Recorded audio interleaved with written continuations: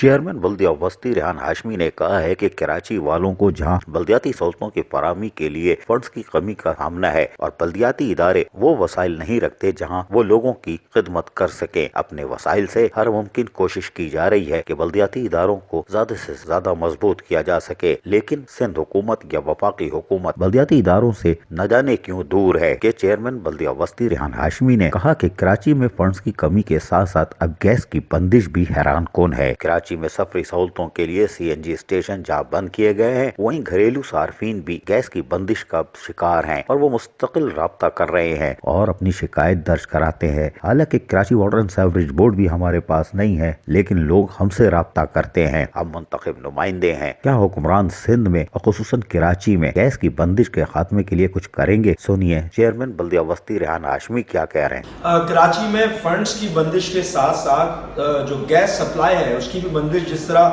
ہو رہی ہے، مختلف جگہوں پہ شارٹ فال آ رہا ہے، گھریلو صارفین متاثر ہو رہے ہیں، تو انتہائی تشویش کی بات ہے۔ لوگوں نے ہم سے بھی رابطے کیے، بہت ساری جگہوں سے کمپلینس بھی آ رہی ہیں۔ سندھ حکومت ہو یا بنیادی طور پر مختلف جو اتھارٹیز ہیں ان کی ذمہ داری بنتی ہے کہ اس کو ٹیک اپ کرے اور جو بندش ہے جس کی وجہ سے پرابلمز ہو رہی ہے اس کو ریزالو کرے۔ چیئرمین بلدیہ وسطی ریحان ہاشمی کی یہ آواز یقیناً متعلقہ اداروں کے لیے کافی ہوگی۔ عزیز عارف، KBS بلدیاتی نیوز، کراچی۔